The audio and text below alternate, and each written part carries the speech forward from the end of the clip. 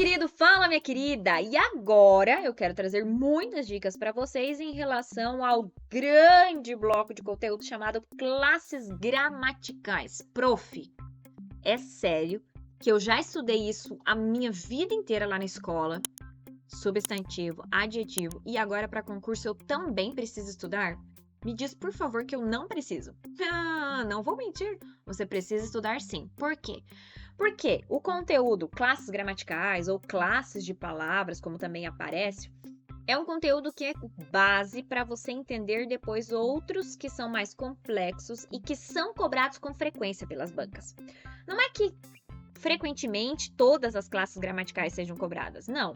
Há sim algumas que são cobradas com muito mais frequência, que aparecem sempre nas provas. Mas o conhecimento de todas é essencial para que depois você consiga tranquilamente entender pontuação, regência, colocação pronominal, crase, concordância nominal, concordância verbal, tá? Então precisa sim estudar, não é perder tempo e sim ganhar, porque depois os outros conteúdos vão fazer muito mais sentido para você, a hora que você estudar as regras, e são eles, né? São sobre aqueles conteúdos mais complexos que realmente você precisa saber mais, se aprofundar mais para acertar as questões. Prof, há uma ordem em relação às classes gramaticais? Primeiro de tudo, o que você precisa entender é o seguinte: o conteúdo classes gramaticais, ele está dentro daquela grande área de estudo da língua portuguesa que é a morfologia, né? Logia, estudo, morfo, forma. Então, estudo da forma. Por isso que, quando eu digo que uma palavra é um substantivo, quando eu digo que uma palavra é um verbo, é um adjetivo, eu estou dando para aquela palavra classificação morfológica. E uma classificação morfológica ela é diferente de uma classificação sintática. Então, dizer que uma palavra é substantivo, é adjetivo, é verbo, ou é conjunção, é pronome, é classificação morfológica, é classe de palavras. Agora, se eu digo que aquela palavra é núcleo do sujeito, se eu digo que aquela palavra é o objeto direto, eu estou dando uma classificação sintática. E você só consegue realmente entender bem a parte de classificação sintática quando você domina a parte de classificação morfológica, ok? Beleza. Primeiro de tudo, precisa lembrar dessa diferença. Classificação morfológica, classificação sintática. Próximo nível, saber que nós temos 10 classes gramaticais, mas que há uma subdivisão inicial dessas 10. Qual é a subdivisão? Classes variáveis e classes invariáveis. O que significa ser enquadrada como uma classe variável? Significa que aquela classe ela vai apresentar uma variação de gênero, ela poderá ter forma feminina, forma masculina, tipo garoto, garota. Ela pode apresentar variação de número, singular, plural, garoto, garotos. Ela também pode ter uma variação de grau, garoto, garotinho, garotão, ok? Ou em específico lá nos adjetivos que tem uma particularidade de variação de grau, grau comparativo, grau superlativo, tá? A classe ainda pode ter, no caso específico dos verbos, uma variação de modo, indicativo, subjuntivo, imperativo, uma variação de tempo, basicamente, né? Presente, pretérito e futuro. Pode ainda a classe apresentar uma variação de pessoa, relacionada às pessoas do discurso primeira, segunda e terceira. Por exemplo, nós temos, né, os pronomes lá, eu, tu, ele, ela, nós, vós, eles e elas, classificados como pessoas do discurso, materializadas ali pelos pronomes pessoais do caso reto. Lá no caso do verbo, o verbo vai ter uma forma verbal, uma flexão verbal para cada uma das pessoas. Então, eu canto, tu cantas, ele canta, ok? Isso é nível de variação que a prof está falando, tá? Todas as classes vão apresentar todas as variações? Não. A prof acabou de falar, por exemplo, que a variação de modo e tempo é específica do verbo, ok?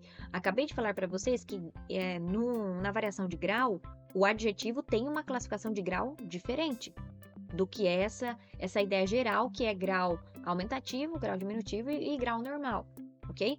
Mas o que define ela ser classificada como, o que determina ela ser classificada como uma classe variável é que ela apresenta mudança, apresenta transformação.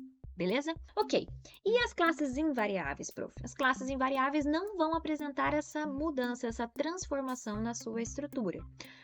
Mas, prof, eu já ouvi falar, por exemplo, que algumas classes variáveis, algumas palavras enquadradas nas classes invariáveis, elas têm uma mudança de significado em determinados contextos. Ok. Tem sim, tem sim. Nós temos inúmeras conjunções, conjunção é uma das classes invariáveis, que são polissêmicas. O que é ser polissêmica? Poder apresentar mais de um sentido, dependendo do contexto em que apareça. Beleza, mas isso não determina ser variável, ok? Porque a questão de variável e invariável é transformação na estrutura da palavra. Lá no caso das conjunções, muda o significado em determinado contexto, mas a palavra é a mesma, ok? Beleza, então precisa ter essa noção. Na sequência que você tem a noção de que existem classes variáveis e invariáveis, você começa estudando pelas variáveis, tá? Porque elas são as mais básicas. Então, você vai começar estudando por artigo, substantivo, adjetivo, pronome, numeral e verbo. E todas as suas possibilidades de flexões, todas as suas possibilidades de uso. Porque é nesse momento que vai fazer sentido para você, por exemplo, depois a regra lá de concordância nominal de que é o substantivo, que é o núcleo que determina em que gênero e número ficam as formas satélites. Olhem o exemplo aqui, ó. As minhas 2 amigas francesas chegaram. Quem é que chegaram? As minhas 2 amigas francesas. Quem é que determinou que tudo tem que ficar no feminino e plural? Amigas, que é o substantivo, que é o termo núcleo. Compreenderam? Amigas. Amigas é uma forma feminina e no plural. Então, o artigo, que é o as, ficou no feminino plural. O minhas, que é o pronome possessivo, ficou no feminino plural. A 2, que é o numeral, ficou no feminino plural. Francesas, que é o adjetivo, que indica a origem delas, a nacionalidade, também ficou no feminino plural. É nesse momento que faz sentido depois a regra lá na frente de concordância nominal. E daí, na sequência, estuda as invariáveis, que são enquadradas como invariáveis. Conjunção, advérbio, preposição e interjeição. Prof, há classes gramaticais que são cobradas com mais frequência? Sim. As conjunções aparecem em praticamente todas as provas, independente, ou a cobrança em relação a conjunções aparece em praticamente todas as provas, independente do número de questões. Verbo é cobrado com muita frequência também, classe gramatical verbo. Advérbio também cai com frequência e preposição também. Preposição é importante, mais do que cobrar o valor específico da preposição, mas preposição é importante para a parte de regência, para a parte das funções sintáticas também, fazer sentido depois. As outras, prof, não são cobradas? Não, as outras são sim, mas não com a mesma frequência que essas que eu acabei de destacar para vocês, tá bom? Então é isso, gente. Em relação a classes gramaticais, são essas as dicas iniciais que eu quero apresentar para vocês. E agora, cabe a você, meu querido, minha querida, assistir a todas as aulas lá que a prof explica para vocês mais sobre cada uma delas e, obviamente, resolver muitos exercícios, tá bom? Espero vocês, meus queridos. Beijos e até!